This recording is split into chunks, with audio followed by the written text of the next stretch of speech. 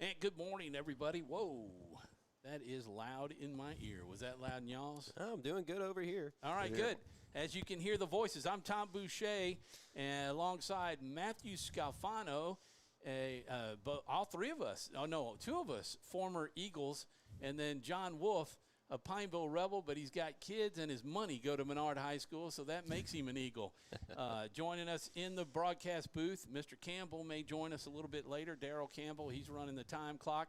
And we are here on this chilly, about, 45 degree, 48 degree temperature, a beautiful Saturday morning to play football or soccer. Just welcome everybody on this Saturday morning as the Holy Savior Menard Lady Eagles are hosting the Grant Cougars in this soccer match this morning. And we don't do soccer a whole lot, but we're glad we're going to be a part of this soccer, maybe about 4 or 5 games possibly, and then maybe a run into the playoffs depending on either team. So let's just get started. Matthew, let's start with you. Let me put the camera on. There we go, as the girls are warming up. And it's been a while since you were on the soccer field. And tell us a little bit about your experience and what we're going to see today. Well, my experience, I've played in for Menard, let's say 10, 12 years ago, right around there. And you're getting old. Yeah, I am getting old. I'm feeling it, too, especially in the knees. And about to be a dad. That's right. I'm about to be a dad now. So, but my past was very interesting playing for the boys. My senior year, we had gotten pretty much to the quarterfinals is where we were at. So that was a very exciting time. I loved it very much. It was very enjoyable. But for the girls, we're going to see a very interesting matchup here. Both teams played in the same recent tournament, the Classico tournament. I was doing some research, and the tournament wasn't necessarily, here's a winner, here's a loser. This was just like a kind of a friendly tournament, if you will. Round robin type of thing? Yeah, pretty much. So, but it looked like Grant had played one game in this tournament, and they did lose to it. It was against Pineville. And then Menard did play 2 games. One was against Tioga, and I forgot what the other one was against. But Tioga did beat them, and the other team was South Beauregard, I believe. And they did beat South Beauregard. So, and it looked like Menard did play against Pineville earlier in the year, regular season tournament, or a regular season game, I should say, and it looked like Pineville had beaten them just 1-2. It was a close one. It was a heartbreaker for Menard, though, from what I understood. So Matthew also was a soccer official, referee. What do they call him? It's referee, yes. Referee, soccer official, both terms are fine. But yes, I'd done that for quite some time, actually. I'd done initially soccer officiating when I was in the 9th grade, starting out, not refereeing for high school, but, just for the little friendly pick-me-up games, that kind of stuff, the little local games here and there. So, and it was very enjoyable. I loved it a lot. And then I kept, I kept refereeing after I graduated high school into college, and then that's when I started officiating high school games. And it was very enjoyable seeing the different teams come in and just the rivalries. The rivalries was just amazing. Being on the field is one thing, but then refereeing the game, it's another thing. And just seeing the rivalries there was just amazing to see.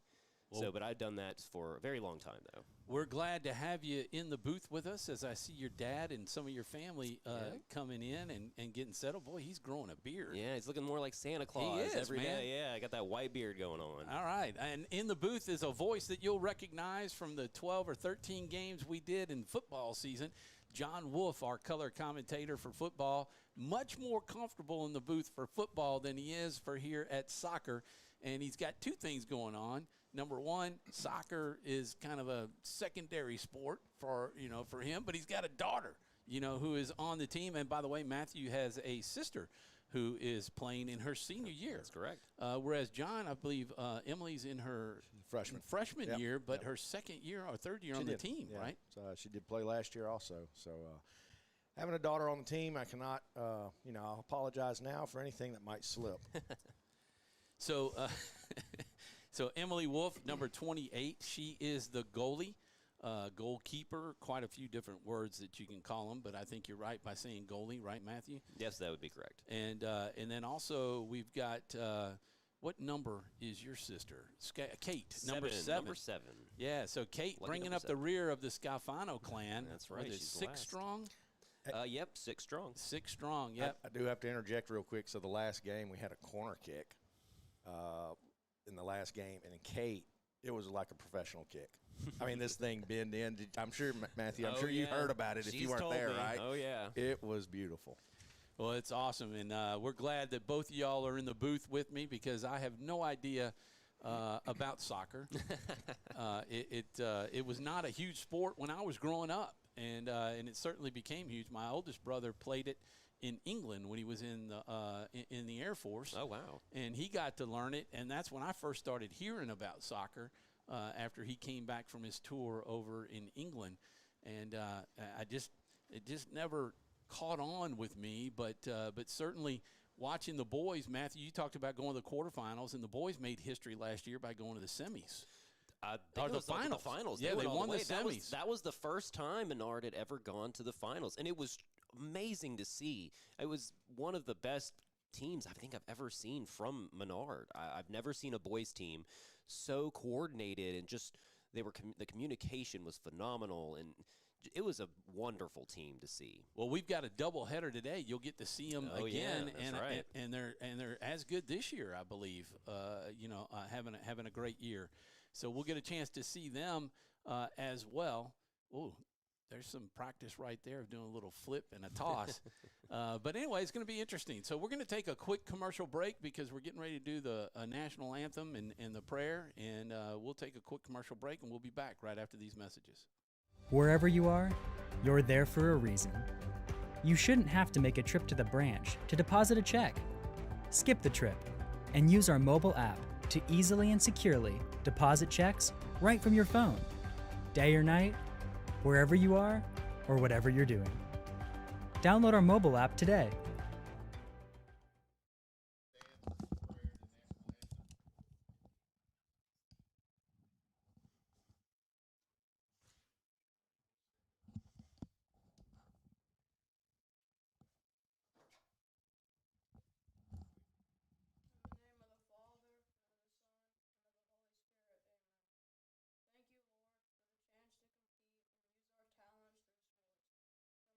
That we are called to give our best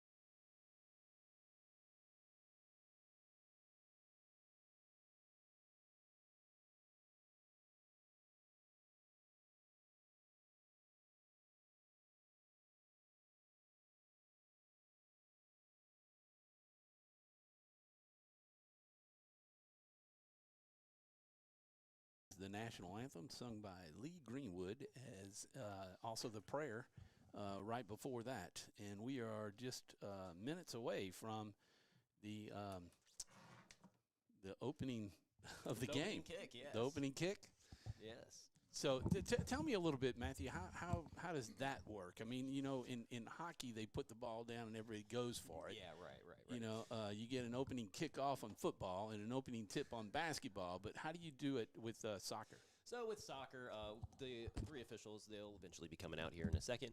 They will do a coin toss before the game. They'll get team captains from both sides, both the home team and the visiting team. The visiting team will, since they're visiting, they will be calling the coin toss initially. So from that point, it'll be heads or tails. Whoever wins the coin toss, that person gets to choose which side they would like to be on. Or they can choose they want the ball first. So very, very similar to American football. Very, very close, yes.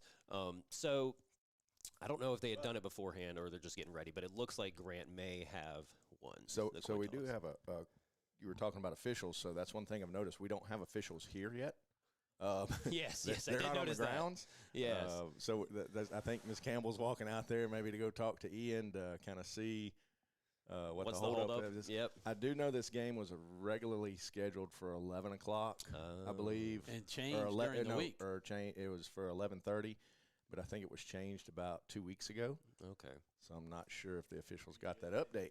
I know we initially had it as 11:30 in our graphic, and I had to call Chuck Perkins, who does a lot of our graphics for 446 Sports, to get that changed to 10:30. So with this being an official game, I guess, they wouldn't start it without Right. the real officials Yeah, there? you couldn't start it without them, really. So, I mean, we had to wait for them. Without officials, it's just a scrimmage. And that's pretty much it. Okay. Well, somebody's alarm didn't go off. So, Matt, being a former official yourself, how many officials? 3 of them? Do they Yes. have, or 2? Normally it is 3. Sometimes they will do 2. That's called a duel. Running a duel is what we call it. But normally it is 3. You have 2 side officials with flags. They're called assistant referees, ARs, the short-term form. And then the center referee is the one who's on the ground in the play of field, and he's got the whistle. He makes pretty much all the decisions. But the assistant referees are doing what they exactly stand for. They assist the center referee. So that is the natural matchup of what you'll see for officiating. So an assistant referee won't necessarily make a call? They can make a call, but it's They're not the ones that give the red card or a yellow card? No, negative. So really, they're the ones who have the flags. Anytime they put up the flag, if it's in the air, they have information for the center referee. Center referee will stop the match, blow the whistle, go either talk to the referee, the assistant referee, which is fairly uncommon, surprisingly, because most of the time center referees generally know what's happening. We can see if there's an offsides call, or if, that was a handling call, or, that was definitely a push in the back. So we can definitely understand. Everybody's watching the game and they're into it, so they all understand fully what's going on.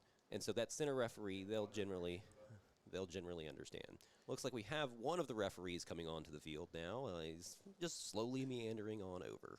So since we have a little bit of time, and thanks to the referees for giving us this little bit of time, I'm counting 1, 2, 3, 4, 5, 6, 7, 8, 9, 10, 11 players. That is that's just like football. Yep, There's 11 and 11. American football, you have 11. And in trying to do some research, of course, you have the goalkeeper. I always knew who that was. But you have fullbacks. Sometimes you have a right and a left fullback. Yes, sometimes we call that or defenders, yes. And 2 center backs. Okay, yeah, also could be defenders as well. Central defenders. That's and right. then you have center midfielders. Yes. And then you have a right midfielder or the wing. You have a left midfielder or the wing, and then you have 2 forwards. That's correct. So I'm guessing forwards are mostly the attackers. Yes, for the most offense? part. You will have your midfield also be part of the attacking team. Your defenders generally will stay back. Usually are a lot more professional teams or highly developed high school teams and college teams. They'll sometimes send their fullbacks or some of the defenders in that are hanging out on the side. They'll kind of cheat up a little bit, we like to call it. So just to give some more pressure against the other team. So as we're seeing the field, I've got it panned out. John has it panned out, and we're looking at the Grant Lady Cougars who are out there practicing. You see the goalie in the green, obviously by the goal, and then you have the next 3 to 4 folks. Are they the defenders then? Yes, they would be considered the defenders. Those 2 in the back. And these up. So there's basically 3 that'll be back on defense with the goalie, then the 2 defenders, and yes. everybody else. The other 8 can be attackers and yes. defenders as well. That's exactly right. That it could be how the coach is currently playing it for Grant. It just depends. You know, he may want to change it up. He could even change it up to the pulling 4 defenders back, or 5 if he wanted to play more defensive strategy. So there's many different options that they can do, use and choose. Here comes the other one. Yeah, he's hustling. Our next referee looks like he's ready to go, getting ready to jump in. So, you know, there was a couple of formations I was reading about. You can have the 4-4-2, the 4-5-1, or That's the right. 3-4-3. Yep. What were they? Were they in more of a 2-3-2, or I mean, because you can change it up. It was probably more of a 4-4-3. Just they could start with 2. Yes, that is correct. But they kind of widen out more towards the sides, is what those fullbacks will do, or those side defenders. They'll stay more on the outsides, and those are the ones that usually cheat up a little more, because we like to keep the ball in play, and they're the ones closest to the line. The touch line is what we call it here on the side, and they'll try to kick it back in to play and keep the game going, and keep it more interesting. Okay, and then here come. Is this the third one that just got There's the in? third one. Yep, that's right. There's our third referee. It looks like looks like they're getting it all set up for the most part. So in high school, officials are wearing the zebra stripes. Here are there colors on the officials designate who they are? Yes. So they're going to usually be in yellow or like a fluorescent yellow, just about, or a fluorescent green. They really do stand out. But they get to choose which color they'd like to go with. They can either choose yellow or green, depending on what the colors of the teams are. Some teams have yellow colors, and so they'll have to switch to green. There are other colors out there, too, but we really don't see many of the other ones. There used to be, way before, way back then, we used to have many different colors. It was like red, pink, yellow, green, blue, black. I mean, all the colors of the rainbow were out there. But then we've kind of standardized it and changed it to more yellow and green are your options. And we'll have 2 40-minute halves and a little bit of a halftime in between. We're going to take a quick commercial break, and we'll be back with the kickoff right after this. For a lifetime of the best possible vision, look to Wallace Eye Associates, where our tradition of eye care excellence in Cenla spans nearly 40 years. From your next family eye exam to cataract and glaucoma evaluations, trust your vision to the experienced eye professionals at Wallace Eye Associates. Call Wallace Eye Associates today at 318-448-4488 to schedule your next eye evaluation.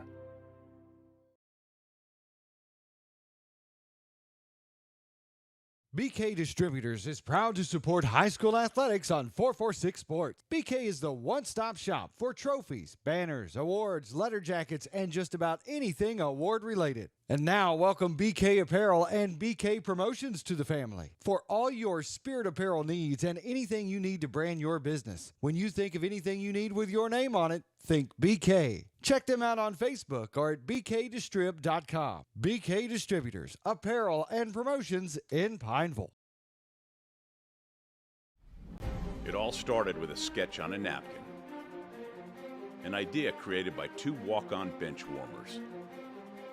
And after 10 years of hard work and perseverance to turn their dream into a reality, it's the #1 sports bar in America. Welcome to Walk On.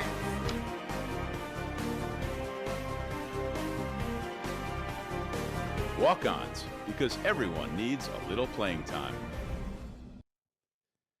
And there we are. The Menard Lady Eagles are all in a look like rounded up, trying to keep warm, but also getting their final instructions as the officials are set. And officials are well known by the folks up here in the booth.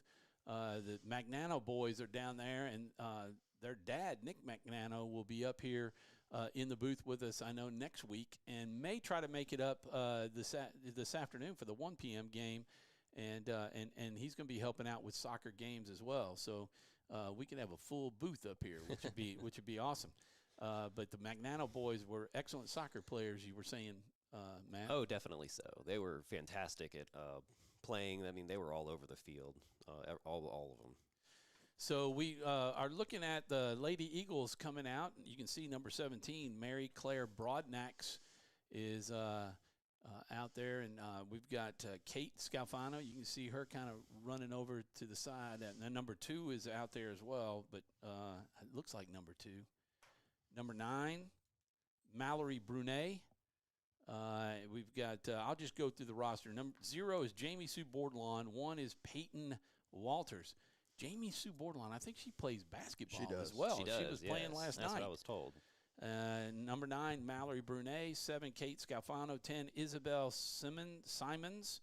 12, Evan Polk. 13, Corrine Guillory. 15, Kennedy Johnson. 17, Mary Claire Broadnax. 19, Olivia Henry. 20, Vivian Vollman. 21, Lily Hayes. 22, Mackenzie Hamilton. 23, Alexis Thompson as the whistle is in and the kickoff is there. Menard won the toss and elected to kick. What's the kind of theory behind that, Matthew? Just being on offense and being the aggressor right away? It just depends. It depends on what the coach is wanting.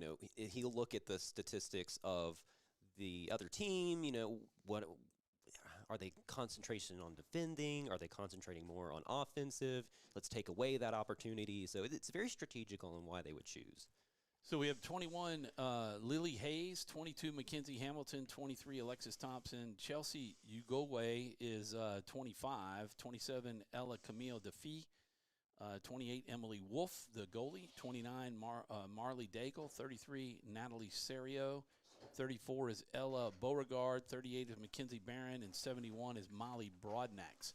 And we'll be calling out numbers as we need to when coming in, and Menard being the aggressor, taking it down, and Grant has gotten it back and trying to work it back up the field.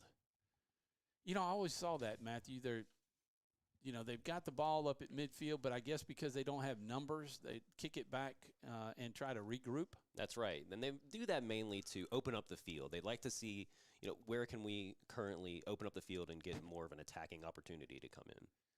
So, yeah, and that was one thing as I was reading about tacklers. That's kind of the center back and midfielders, I guess, picking the right spot to tackle. I guess when you see somebody dive in front of somebody and knock them over, that's the tackle, right? Right, yes.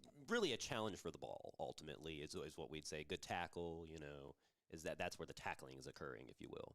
It's not like tackling like American football, I can tell you that. That's very different. Well, that would draw a red flag or something. Yeah, that'd be very egregious, to say the least. Oh, we have an attacking opportunity here, it looks like. All right, well, just feel free to take it and run, and I'll be quiet. So the ball's out of bounds, and there's the flags you were talking about, the assistant referees. And, of course, for those of you who may not know, but the only person that can use their hands is the goalie. That is correct. Only the goalie can legally use their hands within a certain area. If you do see the goal area, it tends to be that's the only area that the goalie is able to use their hands to grab the ball. So as we saw, the ball went out of bounds. On the back line back there? Yes, that'd be called the goal line. The goal line? That's the goal line. And the sidelines here are the touch lines. Okay. Technically. I'll have to write those down. Touch lines and goal lines. And then the goalie box where they set the ball in the corner. And I guess, is that just set up because of where it went out of bounds? It goes to that corner? Yes. It can go really, the teams can choose which side they want to kick it from. But ultimately, they do have to kick it within that smaller box. That's a 6-yard box. It's called the goal box. Okay. And that's the box that Emily, for the Lady Eagles, Emily Wolf is defending. Your goalie has to have a lot of agility, great eye-hand coordination, as well as a strong, powerful leg. What would be the difference as to in that corner kick that they had, or the corner box kick? They set it down, and then Emily didn't really kick it. they had another player kick the ball. That just a choice by the coach, or? Yes, that's a choice by the coach. The coach can choose, who he would like to have the ball kick. Sometimes our goalies here, I hate to say locally, they don't have the strongest of legs. They aren't as developed as some of the other teams. But there are other players that have very strong legs and can kick the ball very well. And so sometimes the coach will elect to have that player make the kick if they need to. So, and John, this is an aerial ball here, right? Is that what they mean when they're talking about you have to be good with the aerial defense, either using your chest or your head? If the ball's in the air? Yes, that is correct. Trapping the ball is what we'll call it as well, to where they'll control the ball with either their chest or their head or even their feet if it's up in the air, bring it back to the ground, and then try to get the pass the ball some more and open up the field even more to give you opportunities. So the Lady Eagles have a nice little attack going right here. Deep no, that's Grant. Oh, that is Eagles Grant. are in black. Tom. Yes, the Eagles are in black. Okay, that's right. Like Grant's in white. Yeah, I told you I messed myself up. I know enough about soccer to know that. I talked about how their uniforms looked similar to ours, but Emily's down here. She's got the ball. Beautiful job by the goalie. That was fantastic work.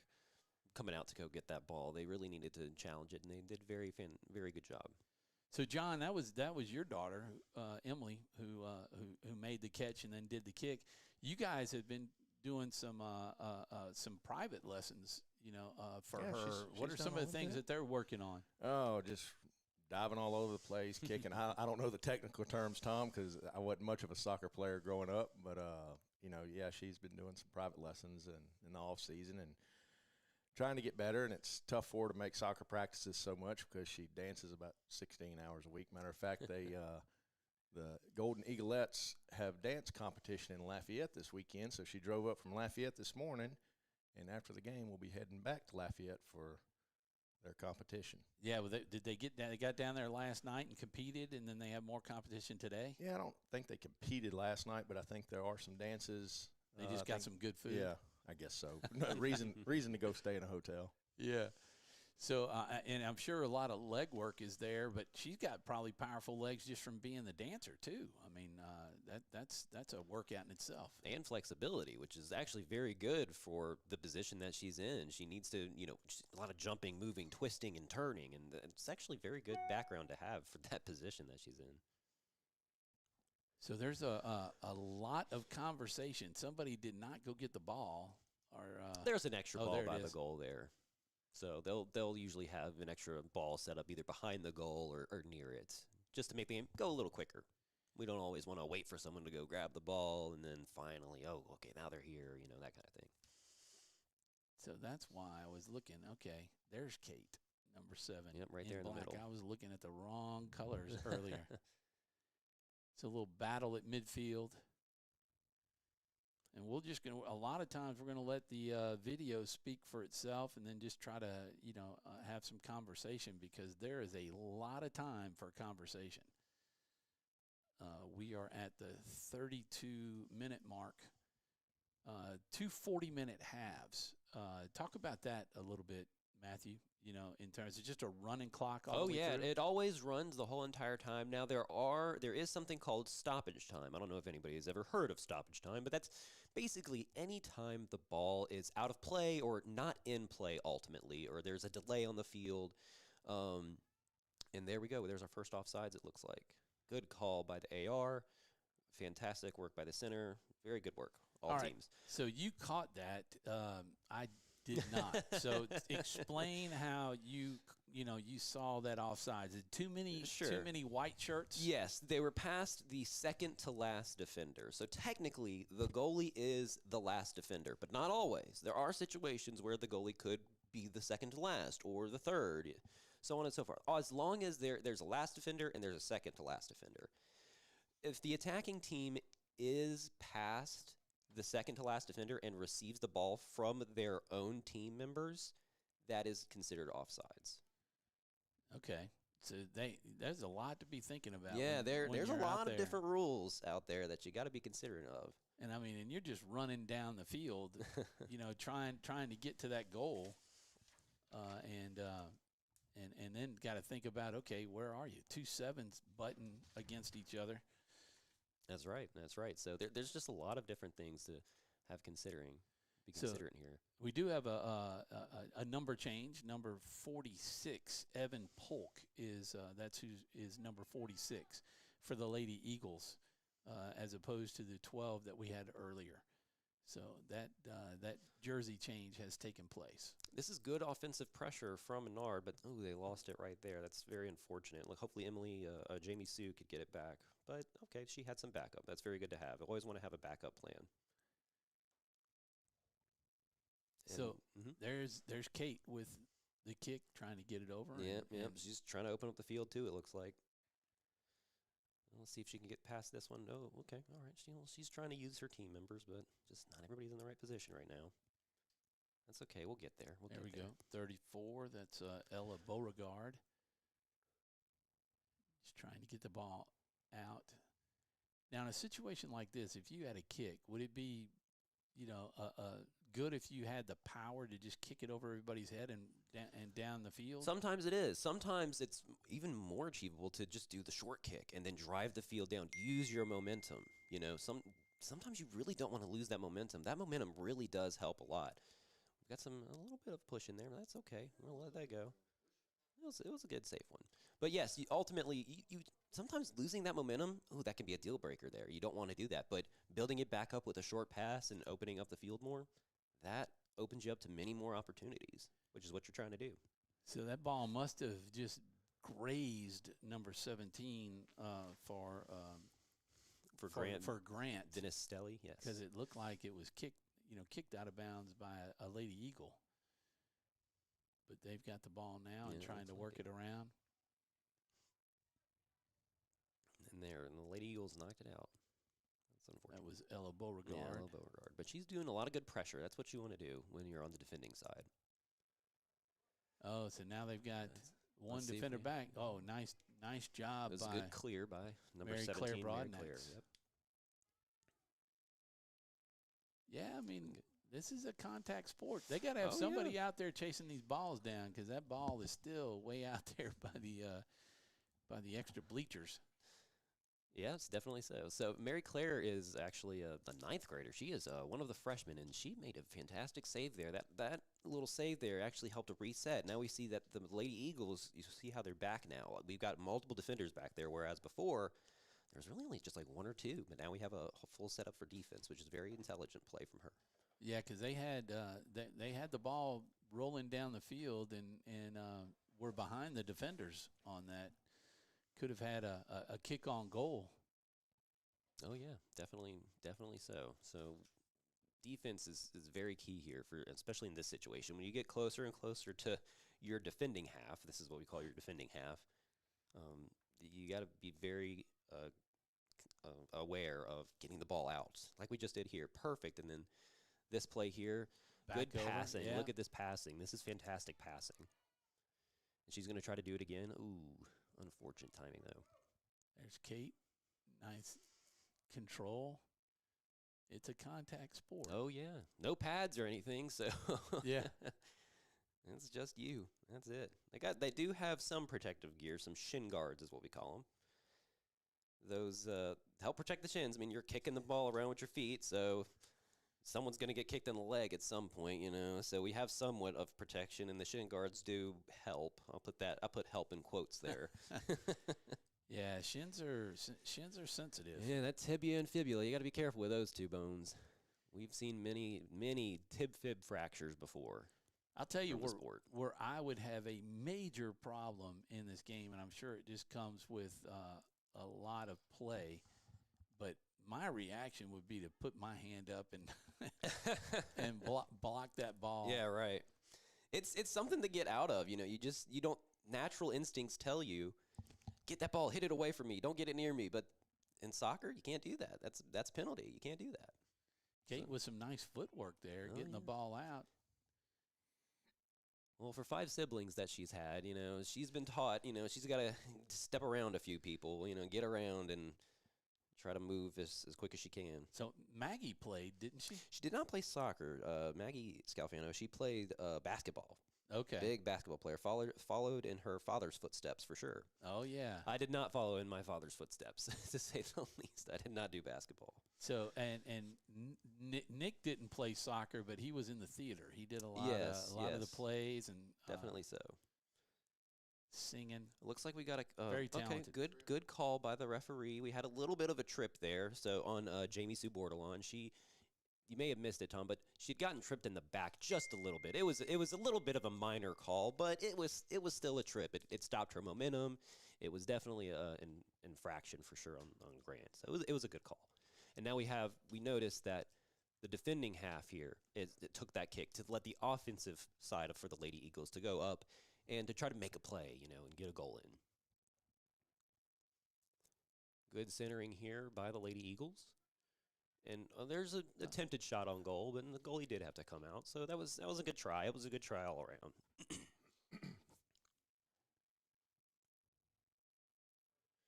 Good header from number 7, Kate Scalfano.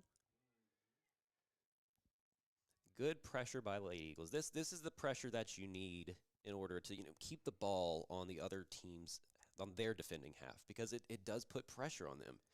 It shortens the field for them and elongates the field for the Lady Eagles, which is what they're going to need.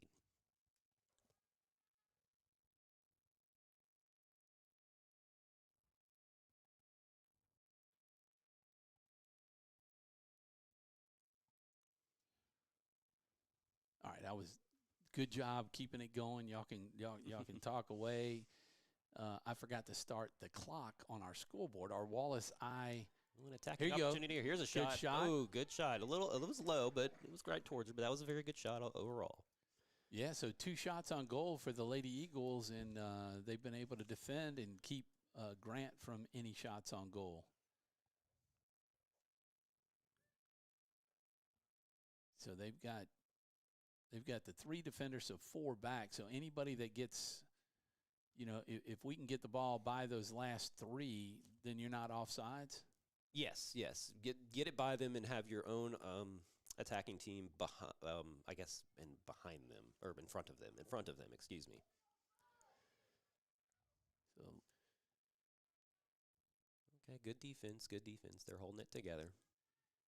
So on there, you just kick it out of bounds to give a you reset. Notice and you see how the midfield's starting to come back, and we still have our 2 forwards up. You still want to have some pressure on them.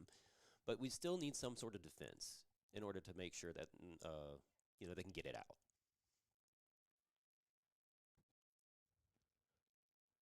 There we go. Kate's clearing it. Very good deal.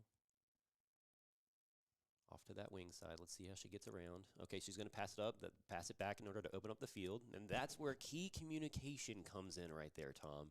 We need to make the Lady Eagles made sure that there was good communication. They informed Jamie Sue that, hey, there is someone behind you. Get rid of the ball. Okay. That was a nice move on the sideline. Ooh. Oh. There's a little collision there, but it looks like everyone's okay. So we're going to keep on playing. So this is the first of a double header here at the Eagles Nest for for Menard, as the Lady Eagles are taking on Grant right now, and then the boys will follow at 1 o'clock. That's right. I believe they're playing Denham Springs, if I remember correctly. That's going to be a bit of an intense game, to say the least. You're going to see some physicality in that game for sure. Yes, you'll probably see some cards in that game for sure. Are you going to stick around for that one? I plan on it. All right. That was part of the plan. There we go. That one's going to be a good one.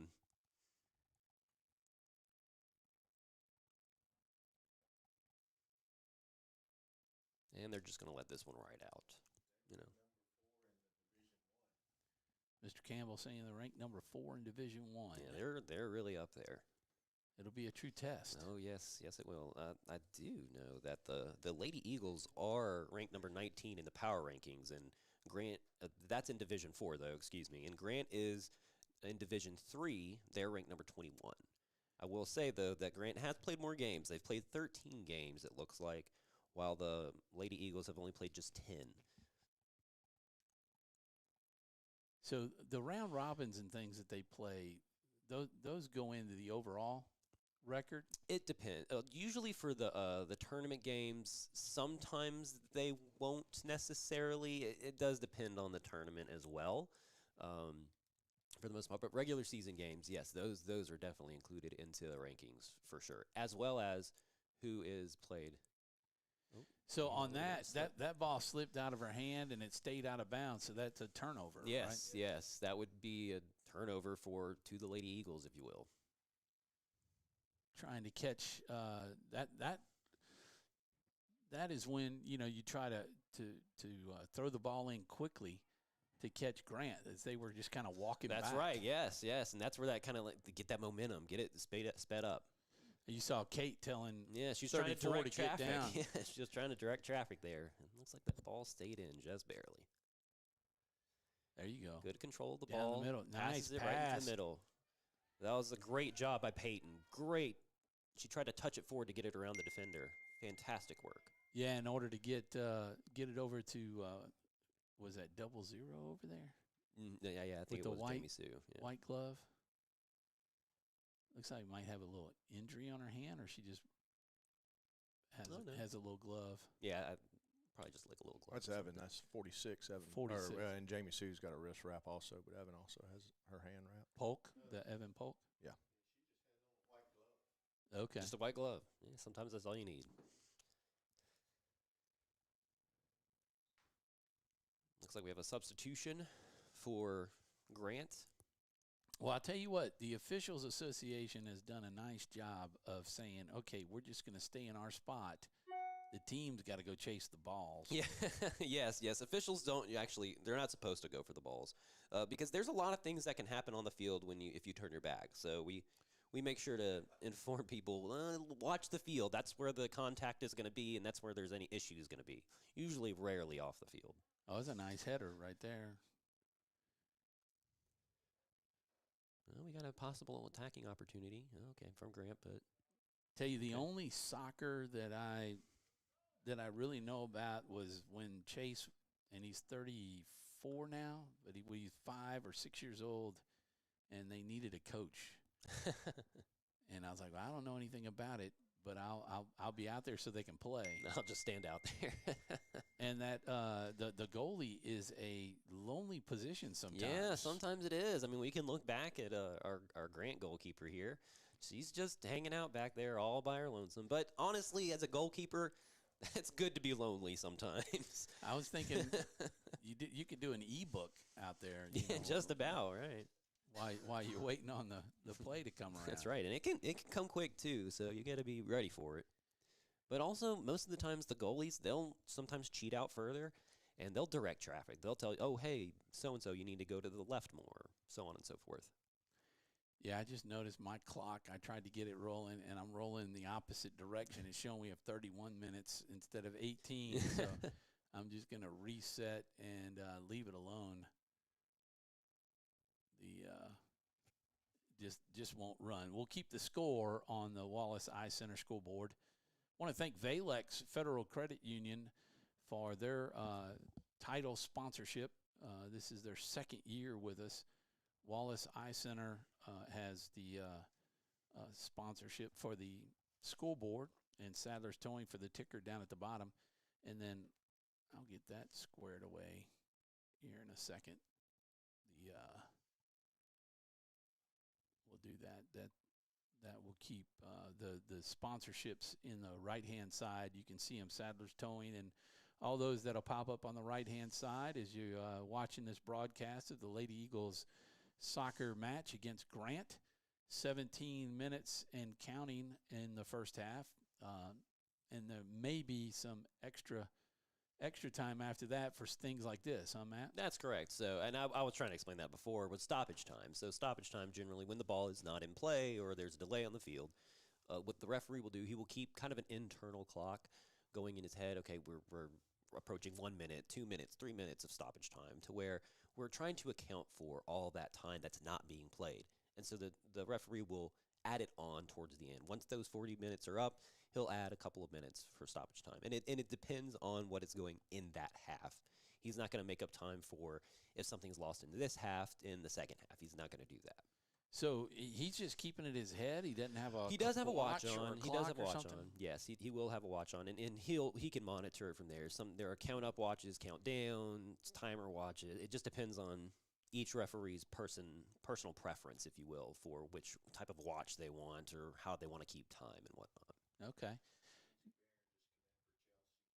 Yeah, we did have. Yeah, we did have a substitute, substitution yes. in there. Number 38, Mackenzie Barron. Mm-hmm. Mr. Campbell keeping us up. In for number 25, Chelsea Ugokwe. Ugokwe, yes. Ugokwe? Yeah. Hey, I'm close. That's Dr. Ugokwe. He's one of our neurologists around here in the Sinlaw area.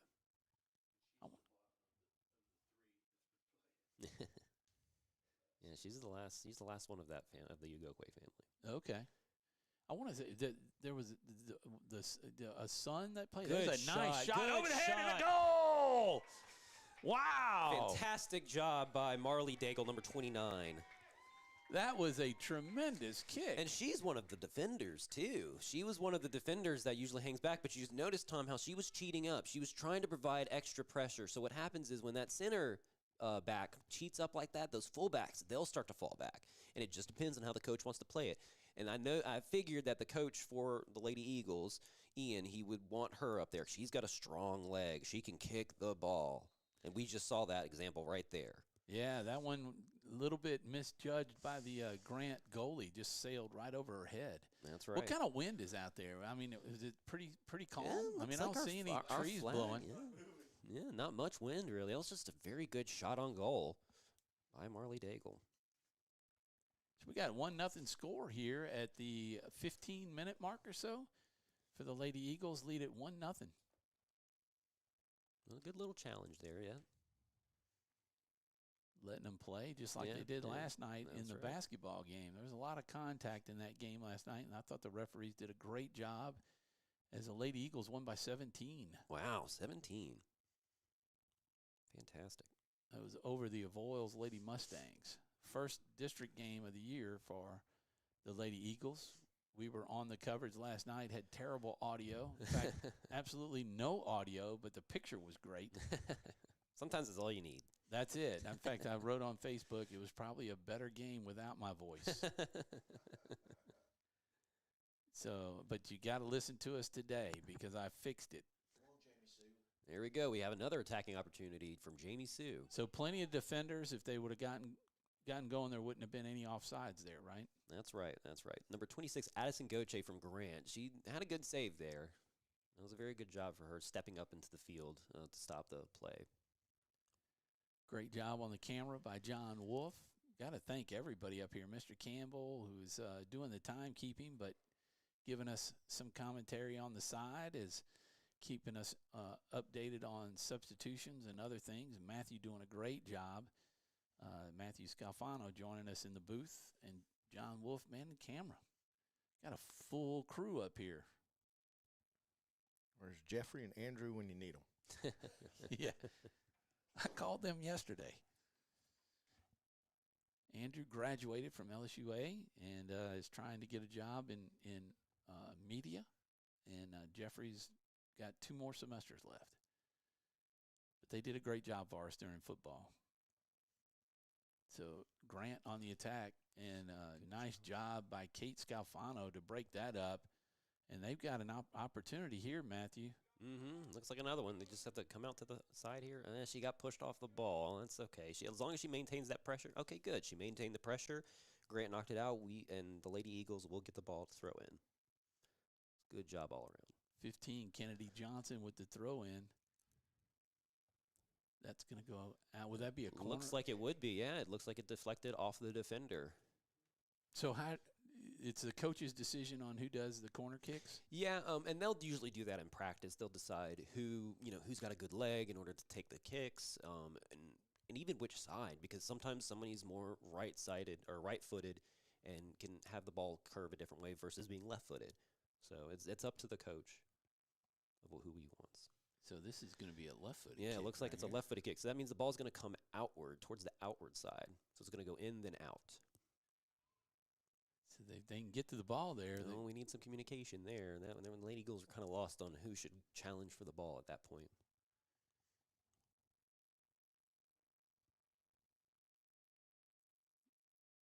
So it really doesn't matter what side the corner kick is on in terms of whether you're going left or right-footed. It's just a matter of what you want to set up. Yeah, ultimately, yes. But, I mean, if you have a whole team of right-footed kickers, you may be in trouble there. Well, that's true.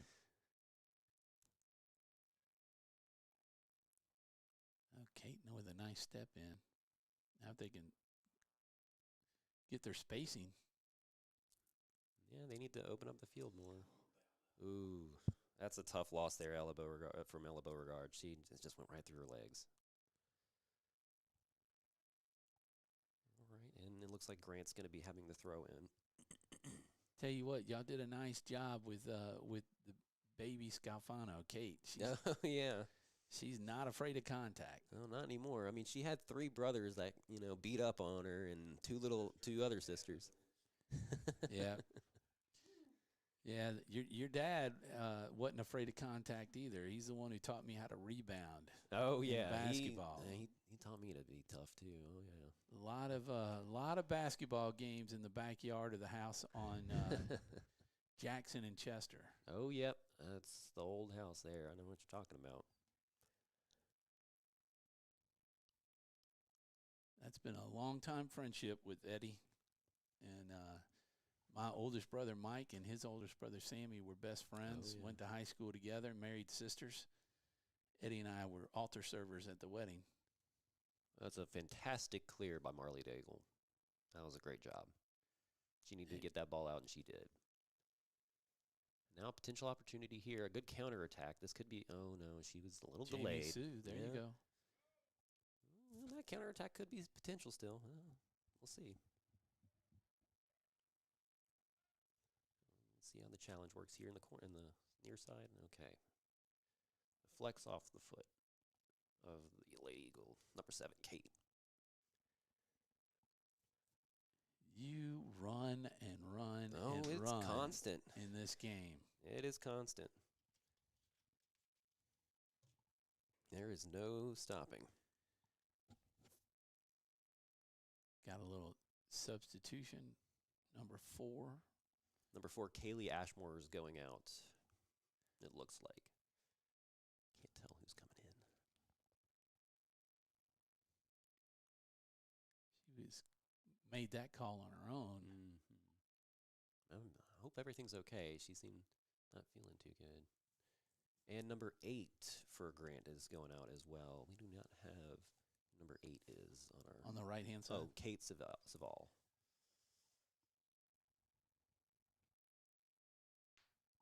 And who was that? Was it 17? No, 17 come in for the other? I believe, yeah, Vinistelli, I think. Or no, number 19, it looks like. Shelby Trotter.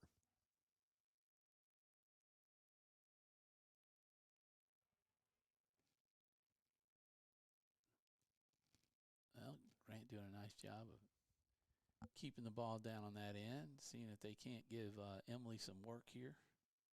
Oh, there was a very interesting play by the Lady Eagle defender. She was trying to shield the ball. I don't know if you had noticed that. She was shielding the ball so it would go out in order to give them the opportunity to get the throw in instead of the other team, Grant. A lot of challenge here in the midfield. Yeah. There you go. That Nice. was a good kick forward by Kate Scalfano, number 7 for Lady Yeah, Eagles. one-on-one right here. Yep. She looks like she's baiting her. Oh, she's got her She right tried, here. There's yeah. good shot got on another goal. shot. Ooh, good challenge. Okay. Very good. Looks like there was a little bit of miscommunication from the Grant defender and the Grant goalkeeper. What the Grant defender was doing was trying to get the goalkeeper to come forward to grab the ball and shield off the Lady Eagle, but Lady Eagle got around her. That was Ethan Polk with the Yes. opportunity. Evan Nice Polk. stop. Evan Polk, yes. Evan? Mhm. Yeah. Thank you for that. Looks like we have another substitution for both teams this time.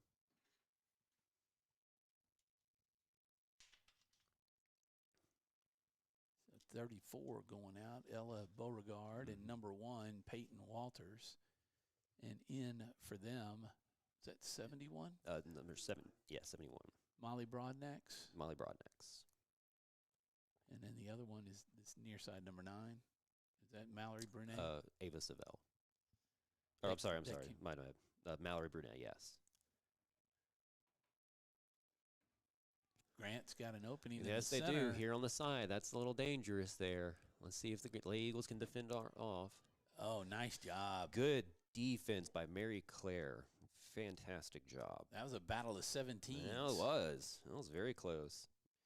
Broadnax winning that one. Mm-hmm. Stelly tried to make a play for it, but just couldn't get around Broadnax. Dangerous throwing opportunity here, though, for the Lady Eagles. And looks like it, may have touched off of a Lady Eagle from what the referees are saying. So it looks like it's going to be a corner kick for the Grant Cougars. Okay, so they let that one go out of bounds thinking it was on That's right. Grant. It looks like they thought so, but it did not end up being that way.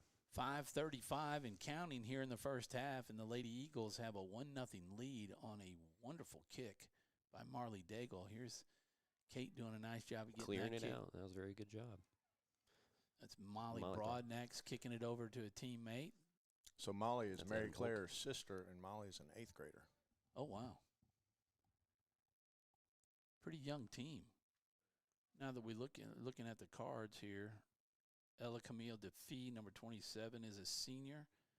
Kennedy Johnson, number 15, is a senior. Mallory Brunet is a senior, number 9, and Kate Scalfano, number 7, are the seniors. Only 4 seniors, it looks like. Or 5, excuse me.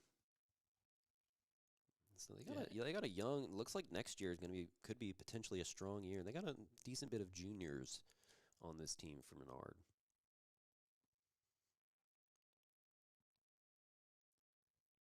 Good challenge in the midfield there by both teams.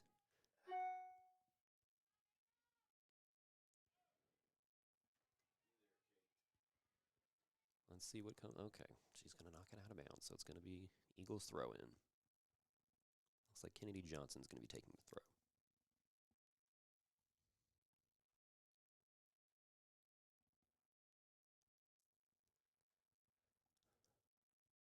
A lot of bunching here in the midfield. There's not so much widespreadness, I guess, if you will.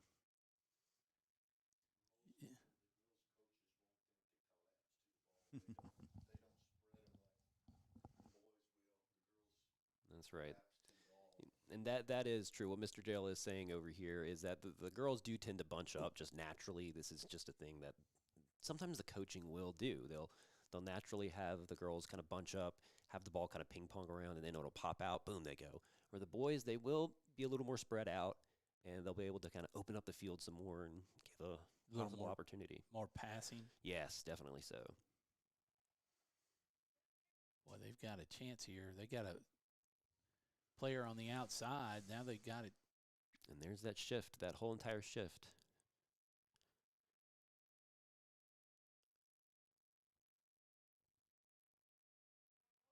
Let's see if the challenge comes. All right, Jamie Sue's giving some good chase to the ball. That's very important to have. Nice. And it looks like this is going to be a foul call on number 7, Kate Scalfano. No surprise there. That was a little egregious on that one. Matthew, it's a good thing Christmas is already over. I know, right?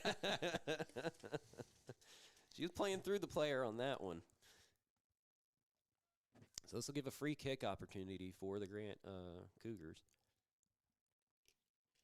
This is about a little bit further back than the one that Daigle had. Yeah. And they're passing the ball around. Oh, good play. That was a good job by Jamie Sue. Let's see if she can get around these defenders. No, not able to get through. That was a good tackle. Good defense from number 7, Kate Scalfano. She stopped that ball and now getting her team to come back. Okay, and now we're going on the offensive with the substitution from the Menard Eagles. Yep. See who this is coming in. Now, if you notice, Tom, The clock is actually stopped at 2 minutes. Now, we've done that on purpose. So this is kind of to include for stoppage time. You know, when the clock, normally in football, when the clock reaches down to 0, you hear the big alarm, the big bell that goes off to end the quarter or whatever. Right. We don't do that in soccer because of stoppage time. We allow the referee to make the decision when the final or when the halftime whistle should be blown. Okay, so this is an important time for Darryl Campbell to pay attention to the official in the center of the field. He'll give a signal to say start running the 2 minute. He'll blow his whistle really loud. So the center referee has this on his watch, and he's not gonna. Mr. Darryl over here is not gonna let the timer go down to 0. It's gonna cause a distraction to the game, and we don't want to do that to the players or the referees or the fans. So the referee association has requested that the schools stop the time at 2 minutes ultimately to allow for this stoppage time to be played out. Because we can never predict when the referee, how much stoppage time he wants. He may give a minute, he may give 2, he can give 30 seconds. I've done that before. When the stoppage time is over on his clock, that's the end of the half. That's it. Oh, okay. Yeah. So right. and then Mr. Darryl will reset the clock over there and for halftime. Halftime. And then set it for 40. That's exactly it, and we do it all over again. And it looks like there was a free kick called here. This is Daigle again. Yeah, who had the goal. A good kick into the middle. Let's see if there's a good challenging. Oh, some tumbling and turning. Let's see. Okay, they get up there fine. Good steal. Nice footwork there. There we go. Look at that. There we go. Look at Kate. I'd say I taught her that move, but I'd be lying. You could say it. She's not up here to defend it. That's right. That's right. They'd have to watch the replay. So there it is. So we are at halftime. We're going to take a commercial break, and then we're just going to let the camera run on the team, and we'll be back at the start of the second half as we get some water and take a quick break. You're watching Menard Lady Eagles soccer, not softball. That'll be coming in another month at the Eagles Nest, and they lead it 1-0 here at halftime. We'll be back right after these messages. Our mobile banking app is changing the way we bank. Things are getting easier, transactions are getting safer, and you have access 24/7. All the functionality of banking you're used to, made easier to use, anywhere, anytime, and more secure than ever. Simple, seamless, safe. Download our mobile app today.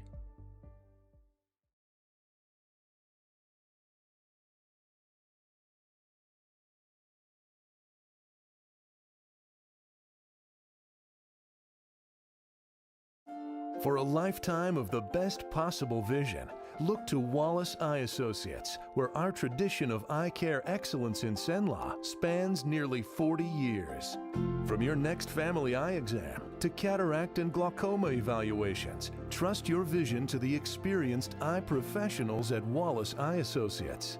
Call Wallace Eye Associates today at 318-448-4488 to schedule your next eye evaluation. It all started with a sketch on a napkin. An idea created by 2 walk-on bench warmers. And after 10 years of hard work and perseverance to turn their dream into a reality, it's the #1 sports bar in America. Welcome to Walk On.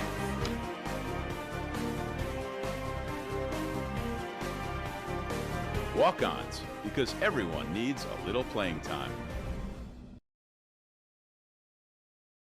Hi, I'm Kimberly Harrell, Certified Residential Appraiser. I am currently a leading provider of appraisal services for mortgage lending, employee relocation, estate planning, and community property settlements. My experience in real estate over the past 13 years and currently serving as president of the Greater Central Louisiana Realtors Association has given me a clear understanding of the real estate world in the ever-changing market we live in today. For any of your valuation needs, give me, Kimberly Harrell, a call.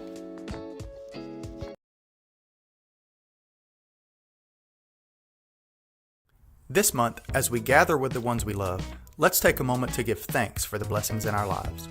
When it comes to protecting what matters most, trust those who care about your family as much as you do. I'm Jason Hawk, your local Farm Bureau insurance agent. I'm here to help you protect what you hold dear. Whether auto, home, or life, have peace of mind knowing that your family is covered today.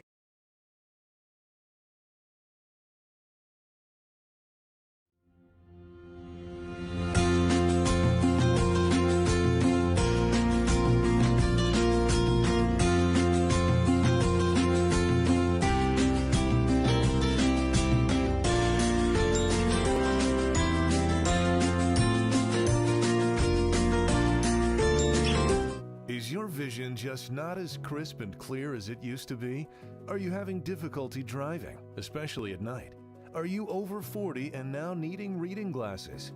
If so, the trusted eye care team at Wallace Eye Associates is here to help with your family's eye care needs, just like we have been for nearly 40 years. Call Wallace Eye Associates today at 318-448-4488 to schedule your next eye evaluation.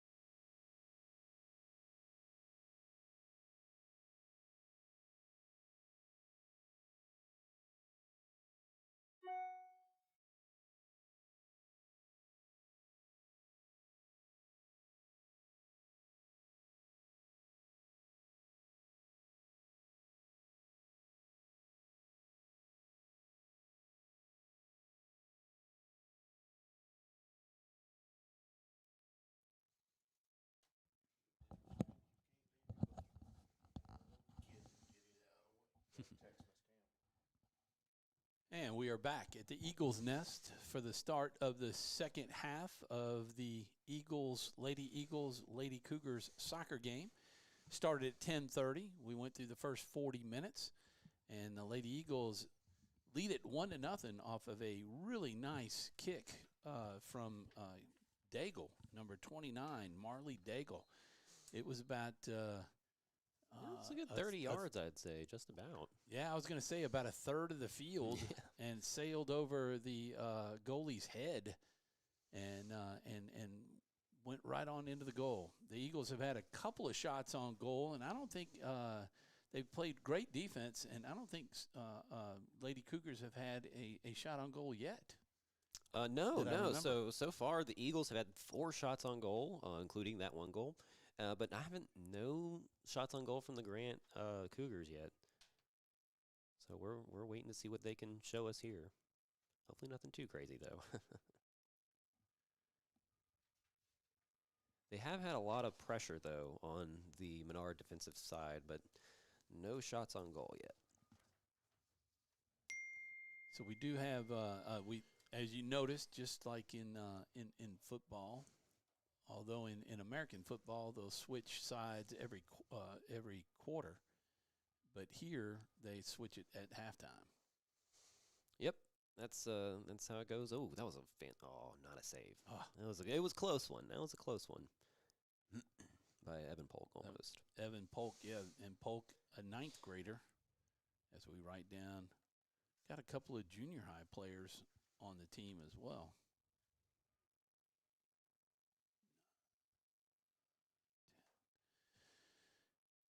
So the Grant Lady Cougars will get the throw in.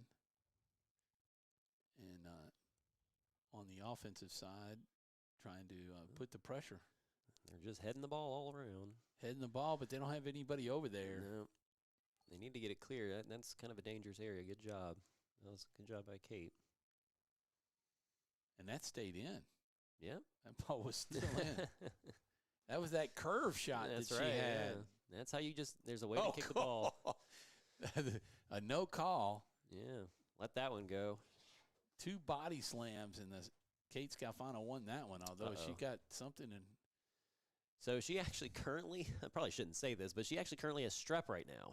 she's playing a little under the weather, and she's been antibioticed up and not feeling 100%, honestly. Well, I got to thank Justin as well up here, who does a lot of all of the IT for Menard. Justin Bolton. Yep, he was up here early this morning when I got here, making sure that we had Ethernet connection, which is great. I mean, he ran an Ethernet line up here in the center, and we've got upload and download of over 700 right now. So, I mean, there's no question we're going to have a really good picture and shouldn't ever lose it. Yeah. There are times when we're doing the football games that we're happy with an upload of 20, or 13 sometimes. Right. 2 years ago, we were happy with a 7. But 700, that's quick. That is fast. That is something else. But he was really under the weather.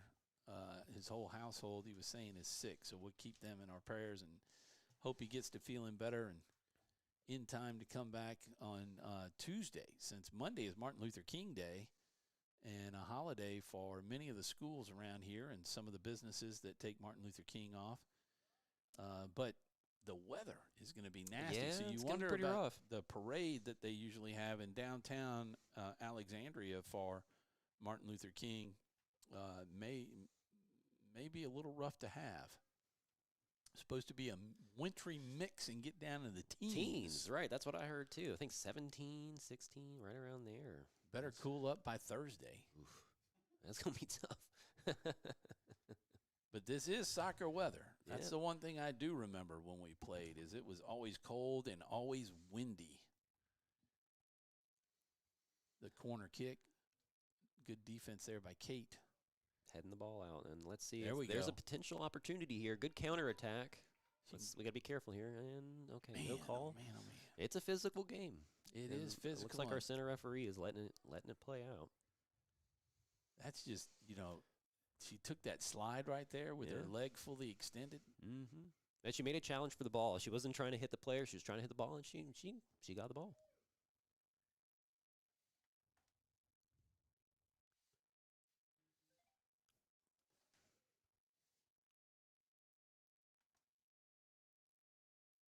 Still in bounds. And slowly rolls out. Okay, our ARs and center referee are telling us that it's Grant's ball. Well, Menard needs to hold him down here on this half of the field. That hit the back of somebody's head. Oh, yeah, she's kind of slow right now. Okay, she's back in. And looks like there's a bit of a foul call here on Jamie Sue Bordelon, or that 10th grader. Huh. Yeah, I think she had her arms too highly extended and may have accidentally popped someone in the head. Well, for some reason, our Flexi scoreboard, we've got the right score. That's what we'll be able to keep. Oh, there's a bit of a collision. There we go. We got a foul call going into the offensive half for the Lady Eagles, which is really good for the Lady Eagles. This could be a scoring opportunity. That was Lon Roussel. Is that right? Number 11, Lon Roussel on the penalty. Yes. So I got a question. Like last night, I'm calling the basketball game. Nobody could hear it, but you've got penalties, and each player is allotted 5. There's a nice kick. Good shot on Corral. That was Daigle again. Yeah, she's got the foot, man. I'm telling you. She got it over all of the defenders, and the goalie made a nice save there. But you only are allowed 5 penalties, and you're out of the game. You foul out. 5 fouls, I should call it. Here it's a penalty. Is there something like that?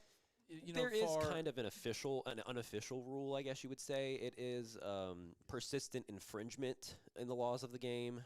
That is where it would denote a yellow card. And then 2 yellow cards would be a red card, and then you're out of the game. So ultimately, and we kind of do, the unofficial rule would be, I guess you could say 3 strikes, you're out almost. So if you are fouling way too many times, the center referee will make note of it and blow the whistle consistently and say, hey, look, you're at 2. You fouled too many times. You got to be careful. The next foul you give, I have to give you a yellow card. And so the referees will communicate that to the players about that. Okay, so it's really subjective? Is that the proper? It kind of is, yeah. I hate to say it that way. There isn't technically a hard rule that says, hey, if you're committing 3 fouls, then, oh, no, you have to go. Because they could be very heinous in nature or, very egregious. It just depends on the seriousness of the foul. Because they could have 2 or 3 fouls against them and not even have a yellow card. Right. I mean, and it could be very small stuff. It's like, oh, I accidentally touched the ball with my hand. I mean, that's technically a foul. That is technically infringing the laws of the game. However, it's not that serious, depending on how they're handling the ball. Like, if they're blocking a shot on goal with their hands and they're not the goalie, that's pretty egregious, actually. But if it's just like, oh, it accidentally touched my hand just briefly, that's not that bad. We can let that one go. So right there, was that a call against Kate that they put the ball back over? Or? It looks like it, yeah. Okay. He's getting a little physical out there. And, so no yellow card yet. So you still have to go through the 2 yellow cards and then get your red. Well, no, it would be a yellow card, and then the next yellow is considered a red card. So okay, it's a yellow card, then red card, so ultimately. 2 yellows is the new red. Yes, that is exactly it. That yellow is just like a big warning. Hey, be careful, because you've got a massive warning and a big target on your back, so be careful. So Watch can he out. just lift his shirt rather than a card? I've never seen that one before. That's something different. You got a yellow shirt. That's a tremendous foul. I did have one referee coworker, I guess you could say. He had a little yellow stripe on his glove.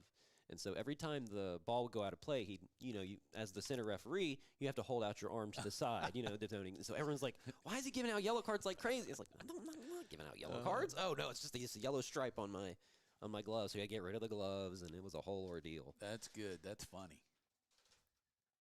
Yeah, it's the little things sometimes. Well, that's interesting that touching the ball with your hand is a foul, and that could eventually get you a yellow card. It could, as well. yes. I mean, it potentially could. If you're just continuing. Okay.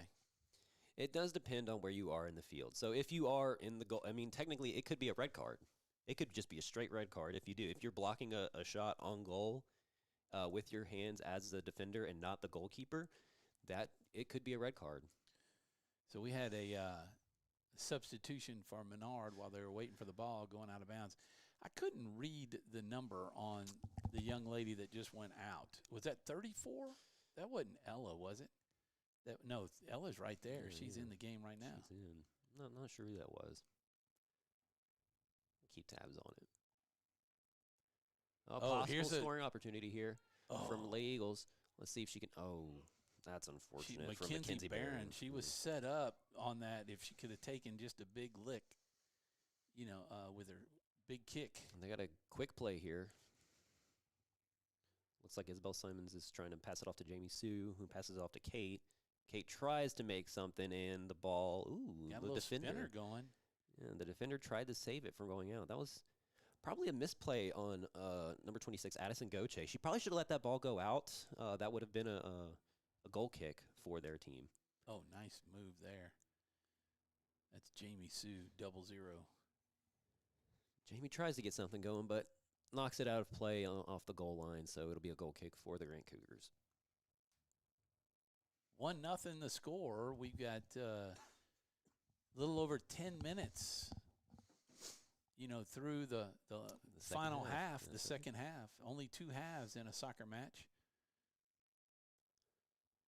You need to close down this line out here on the outside. And that's why you close down that line on the outside, because of that right there. Now, Marley Daigle's going to see if she can run it out, but no, she's going to pass it out. Better safe than sorry. Get the defense back. Make sure that you have enough people to defend the ball that you need. That was a good, smart play by her. Yeah, because there wasn't anybody behind her No, other than there Emily. wasn't. That's right. And the ball just kept rolling. There's a nice header. That hit the Grant player, That's so right. it should go back. All right, so I notice the official here in the center closest to us, near side field. That's right. He hardly ever goes down to the left. Is he just running the whole right side? That's correct. So the entire right side. So the half field ultimately is where they stop, because there's one thing that's very interesting about the offsides. You cannot be offsides in your attacking half, if that makes sense.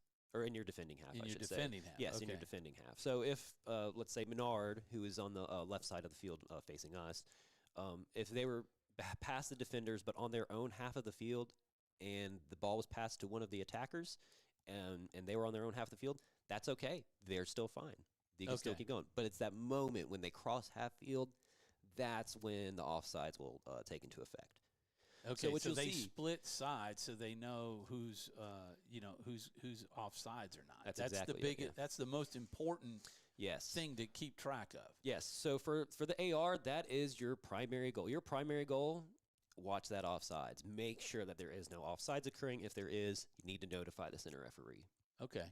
So the ball goes out of bounds over here, even though it's on the near side of the field where it just went out, all the way down to the end line. That's right. That's still going to be this guy's call. That's exactly it. He just is not going to be moving down that way to his left. That is correct. Now, if it's too far down, and we've had this happen before, where it's too far to the corner, and you just can't see that little quick boom, boom, it hits off another player just way too fast. The center referee ultimately makes the call. Okay. They'll signify that I'm making this call. They'll make a motion, and that will be the moment that, okay, we're going to listen to what the center referee says, because all he says goes. It was a potential shot there from Grant. A good it try. wasn't a shot on goal, but it was definitely a shot. Well, I'm glad you mentioned that too, because I was thinking all along, okay, if the far side official is way down there on the left, he cannot see the line over here right on the near side. Yep, that is correct. That makes sense.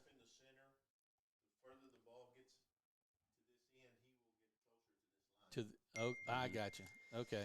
And if you kind of notice the referee's position, you see they're almost making a straight line. You see that where the nearest they are, then the center, then that, and that's really important to have for positioning for the center referee, is to make sure to have that. And so what the center referees do, they'll run the opposite angles they tend to run the opposite angles for the most part. So John just pulled back on the shot, and you can see what we're talking about. The near side officials right there on the other side of the table at the midfield, and then you can see Nick Magnano in the center, and then I think the other Magnano brother is on the far side of the field, and they're making a straight diagonal line almost. That makes sense. That's exactly right. It's just kind of keeping the eyes open all around the field. I had not noticed that until it's all very important until you brought that up, and now I can't. Now you can't unnotice it. That's right. That's right. And you really notice it because of the colors of their uniforms. Right. That's a great point to bring out, Matthew. And so what the center referee should be doing now is really getting a little more close to this action here, because there could be anything that happens. And there's that far side referee over there. He's not going to see anything. And the near side referee over here, he may see something, but he's not going to see as much as the center referee would if he was getting a little more close to that action in the corner. But now that it's starting to widen out, he can now open up his movement. Well, and I guess at some point, if these guys have called games together, here's a chance. And there's a possibility here. Let's see what Ella Beauregard does here. So now you can see where Nick was over on that far side, the center official, to get the feel of who kicked that ball out, because even the far side official over there would be a tough call. Yes, exactly. I mean, that you're 50 yards away sometimes. That's exactly it. So positioning is all very, very important. I mean, not just for the players, but for the referees as well. But and I was trying to I guess a point I was making, if these three guys have called together multiple times, I mean, then they've got a comfort level. Oh yeah. Of knowing that each one knows what they're doing, and maybe that's why Nick wasn't as far over. Yeah, that could be it too. I mean, there's a lot of possibilities. I mean, there have been times whenever I was refereeing where it was like, oh, I've got so and so and so and so as my ARs. Oh, great, I'm not going to have a great game. Or oh, I've got so and so. Oh, this is going to be a fantastic time. I know where I can get away with. I know who's going to be watching what. So it just depends. You get to know your referees pretty close. So is it similar with soccer? Here's a nice another opportunity attack. Here. He's got an opening. But that would be considered offside. I see that now, because both of our players were back behind the defenders. That's exactly it. Yep. So if they'd have been in front of them at the kick and then run past them, we'd be okay. Yep, that would be fine. That would be onside positioning. Yep, that's perfect. Okay. So, yep, it was a very – and if you notice what one of the Grant girls did, it was very hard to see, very subtle towards the end. She actually stepped forward. She stepped forward in order to put the Lady Eagle in the offside position. Yeah. And that's another. It's called an offside trap is what that one's called. And then it's a trap. So they'll do that every now and then. Well, that makes sense. I mean, it's a smart move. Oh, yeah, they got a free kick out of it. If you know you're going to be beaten. That's right. Potential here.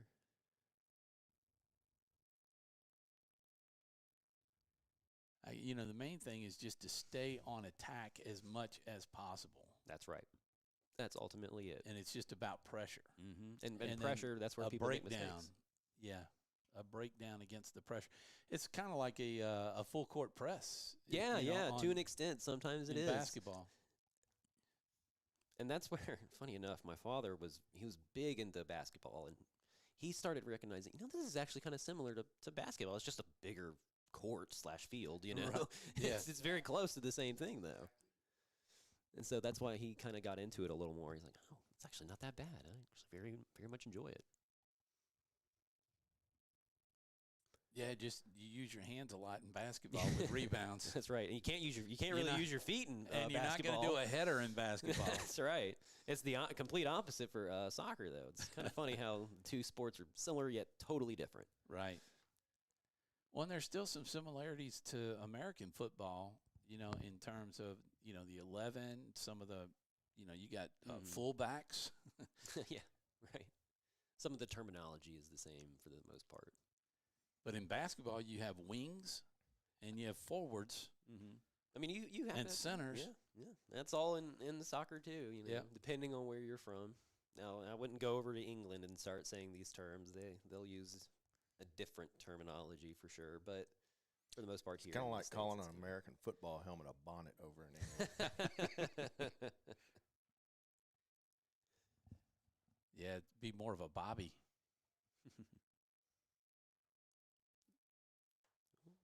I just want to know what the heck are we going to talk about during the boys' game? Yeah. Oh, there will be lots of.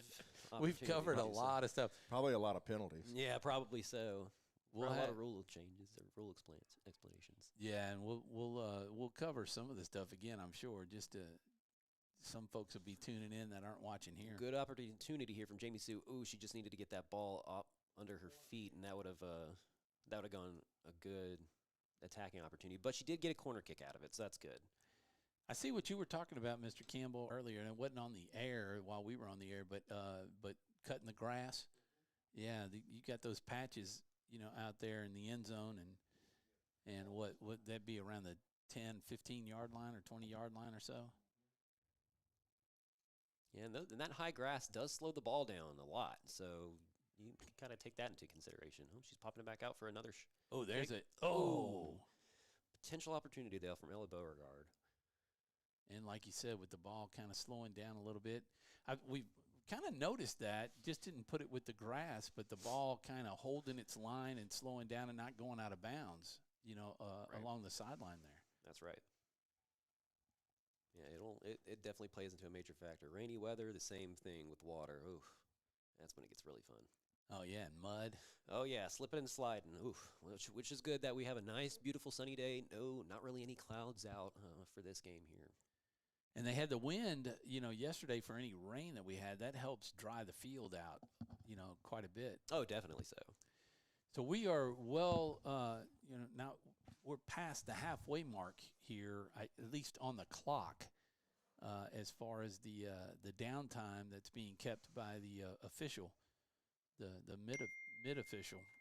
There'll be some extra time that we'll have to go through once we get down to the 2-minute mark. But we've got 18:23 left in this half, plus the extra downtime.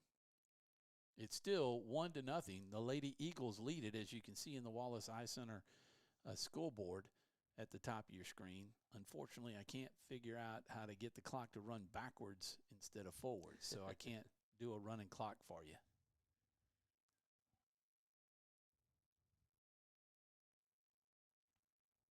And as the guy said, John, I think actually brought it up, it's a nice crowd out here. Don't know how many Grant, although there's some maroon sweatshirts and stuff out there. They're all sitting together. Oh, possible opportunity here for Mary Sue.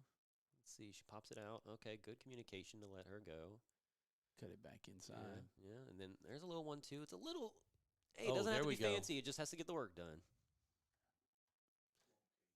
Let's see what Kate does here. She's going to kick it out to Nice Ella. pass. Ella comes forward. Oh, good defense from Grace Dubois, or Dubuis, depending on where you're from. Number 7. Yeah, for Grant, sorry, yes. Yep. What we got flying up there, John? Oh, looks like this Little is geese? an interesting call here from the assistant referee. The assistant referee waved his flag kind of in the air. That's to signify that there was actually a foul that was made, and it looks like it's going to be a handling call. So the ball was not completely out of bounds before the Grant player touched it with her hands. So this is technically handling, handball. Everybody calls this a handball. This is handling now. So this gives Menard a free opportunity to have a free kick. And Marley Daigle, of course, making the kick. Nice header. That's a good header. Back into pressure. Not terrible. It looks like the ball did hit the hand, but the referee's going to let that one go. It was probably ball to hand instead of hand to ball. There is a major difference there with that. Okay. Yeah, so the ball, you're saying the ball hit the hand more than them putting their hand That's up right, to like knock the ball making a down. play towards it. That's exactly it. And Grant looks like they're possibly having a counterattack here. So how many steps can you legally take, on a throw-in like that? You can is take there a rule? Thousands of steps. I can go all the way back to the fence and the way back here where there's the tree line and run all the way up and then throw the ball. It doesn't matter how many steps, as long as 2 feet are touching the ground when the throw is made. That is the most important thing. Fantastic move by Jamie Sue Bordelon. Fantastic. She hit that good one touch around the defender. to get the ball passed outside here towards the wing, towards Evan Polk. Now, do you always have to throw it, when it goes out of bounds, or can they put it on the ground and kick it? No, they have to always throw it when it goes out of bounds on the touch line, on the sidelines here. Okay, so anything that goes out of bounds on the goal line. On the goal line, it's going to be a kick. That's a corner. It's going to be a corner or a goal kick. Oh, okay. Yeah.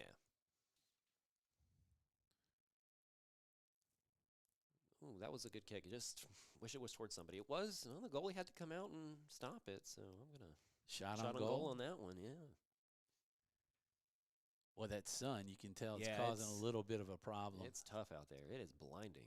I tell you what, doing a header today in that cold air, I'm sure that's got to. It stings at first, but you get numbed up afterwards, so it's not as terrible. You just, it's going to sting, but after that. After your first one? Yeah. Like taking the first hit? Yeah, exactly. So as long as the both feet are on the ground, but when you're running, you're obviously running forward, but the ball goes out of bounds right here, so that's going to be Grant's throw in. Can they run ahead of where the ball went out of bounds? No, they're not really supposed to. There is a bit of a grace area, I guess you could say, like a grace period almost. They'll do about like a yard or two. Okay. But if it's any further than that, the referee will blow the whistle and hey, you got to go back further. Do you have to stay out of bounds? Yes, you do have to stay out of bounds to make the ball, to throw the ball in. Excuse me. Because that throw in right there looked like she may have stepped inbounds. As long as her whole foot does not go over the line, she'll be okay. I got you. Yeah. If it's only part of your body is okay. out of bounds, you're fine? For the most part. Oh, that's a nice. There was a handling call, yeah. So number 11 for Grant Cougars, Lon Roussel, she kicked the ball, but then it went immediately to her hand, and then her hand kind of went down, almost guiding the ball back towards her feet. So that's where we call a handling penalty, and so the Lady Eagles get the ball, and it looks like, Marley Dago kicking it again. How deep can Kate and them get? They got to stay in front? They got to stay in front, though, huh? They can go all the way to the end of the goal line if they wanted to. However, if they do, they would be in offside position. So if they go touch the ball, they would be offside. So they usually will stay in front of the defenders.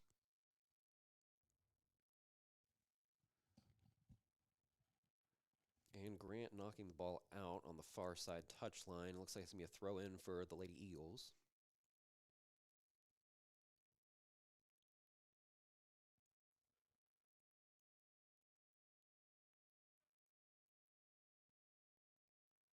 Just trying to get it around and trying to make something happen, but not able to do so. So the ball will go out for a goal kick for the Grant Cougars. This half has been primarily, I would say, almost 80% played on in Grant's area. In Grant's half, and their defending half. I think the first half was similar to that. It was fairly close. It was fairly close, yeah. So Nick Magnano, who will join us in the booth at times, maybe this afternoon. Not sure. He was out of town for the week, so if he needs that rest, he'll stay. But enjoying your call, Matthew.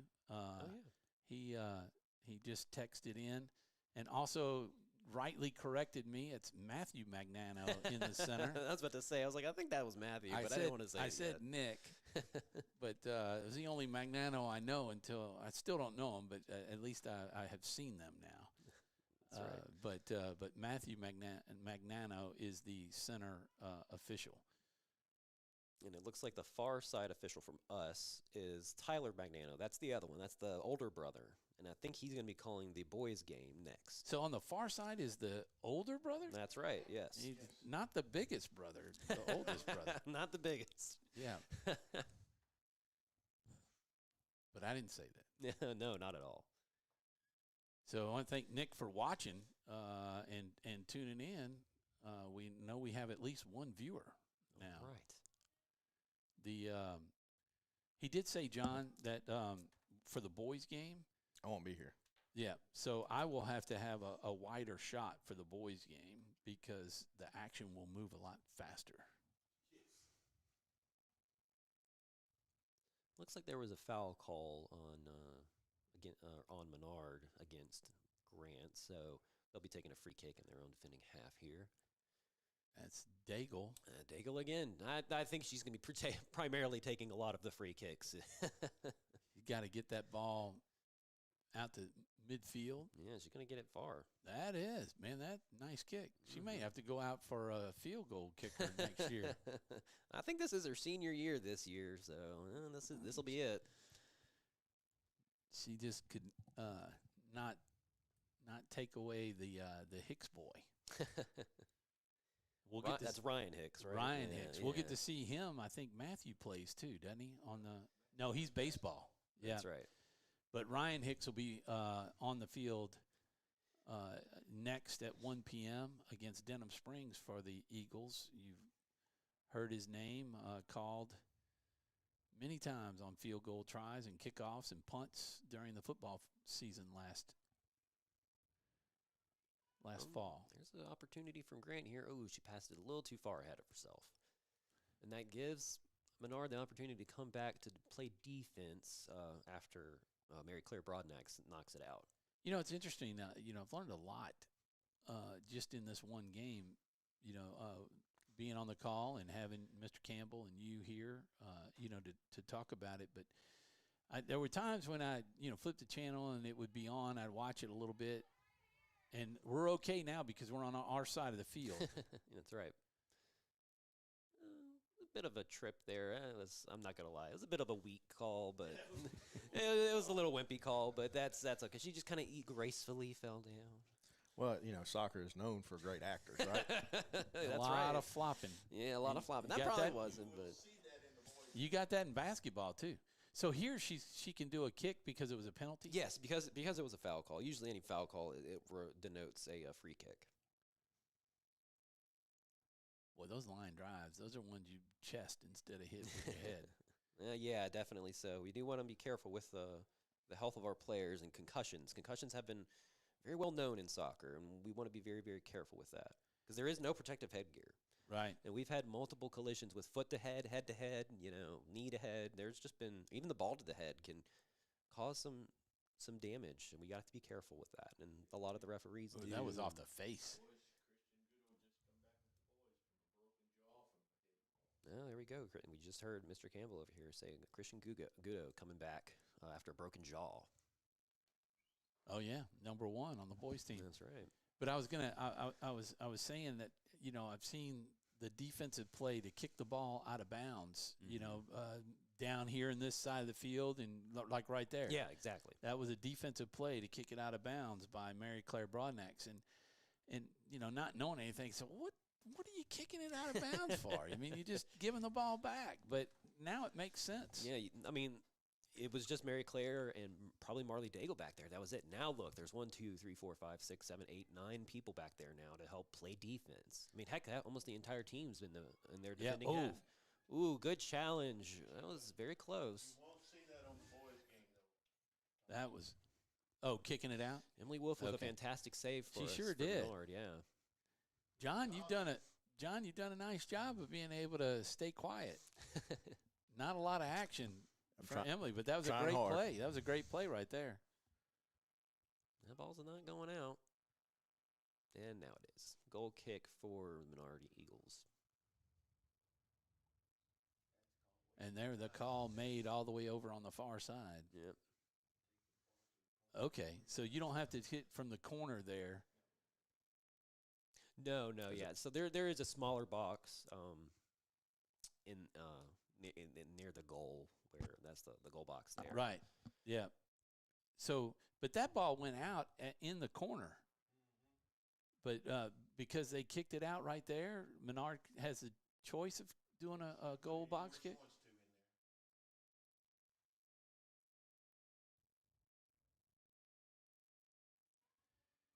So just under 6 minutes to go on the clock. Actually, 4 minutes on the clock because it only goes down to 2. And then we don't know how much downtime we'll have until Matthew Magnano blows the whistle to end the game. That's right. Oh, that was a nice play. That was a fantastic defensive play by Mary Claire Broadnax. So, I mean, in one sense, there could be a little bit of a hockey, not only with the the tackling that goes on, but knocking people down. But a defensive play if everybody's down here and you could kick the ball back into the other end of the field, you see them ice the puck. Oh yeah, lot. right. You'll see that too, especially if you're up. So Menard, they more than likely will do that. If you notice, it looks like there's only one forward. The coach for Menard, Ian, it looks like he's pulled back his extra forward that he had probably to the midfield. We see 5 midfielders here. And because he's up, he'd rather play more defensively than he would offensively. Yeah, just to burn clock. Exactly. So the clock is the enemy of the other team right now. And he's aware of this. Oh, nice job by Kate Scalfano. She's directing traffic there, trying to tell Ella to go forward. She makes the pass down to the line, but Ella just That's couldn't exactly get there in what we were talking about right there, is just getting that ball down and burn the clock. That's right. And Menard can take their leisurely time. They don't need to rush this right now. Except that this is all downtime. Right. It is. But the quicker we can get that clock to 2 minutes, then we can burn all that downtime. That's exactly it. Let's see if there's possible opportunity here too. Oh no. Oh, it's still Menard ball. Looks like Cody on the coach for the Grant Cougars. He's getting fired up out there. He is really trying to get his team to make some plays here. Oh, nice catch. You can touch it in the out of bounds. Yeah, area. well, yeah. That's the head coach too, so he's not part of the.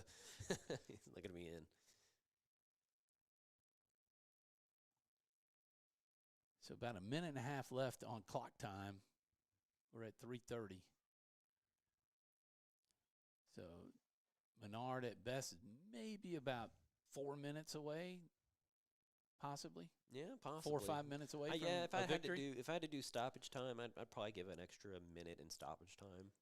Yeah, at this point.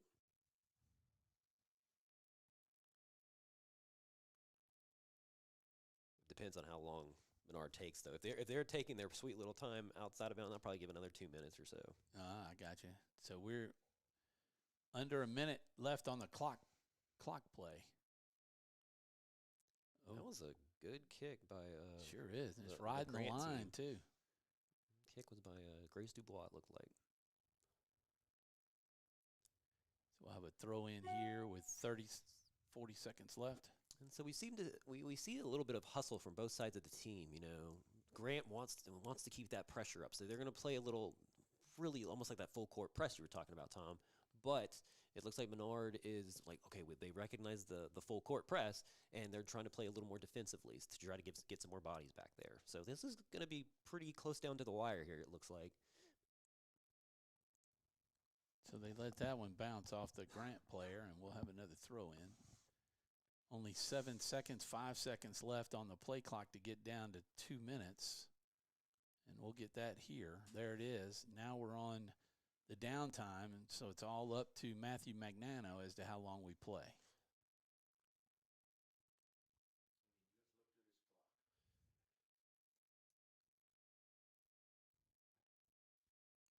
Nice throwing.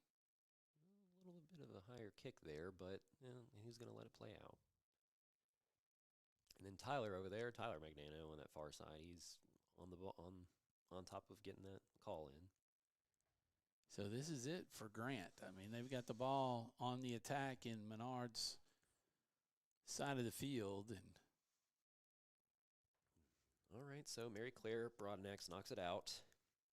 This would be some time in. This would be the time to take a kick and just try to nail it if you can. If you got the opportunity toward midfield and get it up there. That's right. There's where Kate can do it.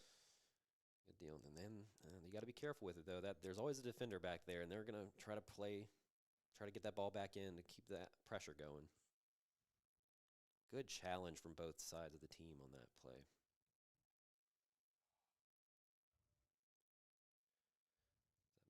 Mary Sue, oh, she's going to be careful here. Okay. Oh, here's a kick on goal. Emily going to let it go. Nice job to let it go out of bounds.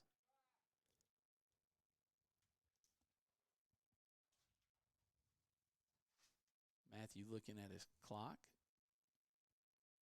Still got some time. I guess this is all downtime here, huh? Yep, that's Still exactly counting? we're probably still going down. So he's tacking this on to it as well? More than likely, yes. That's more than likely what he's doing. Oh, got the stop.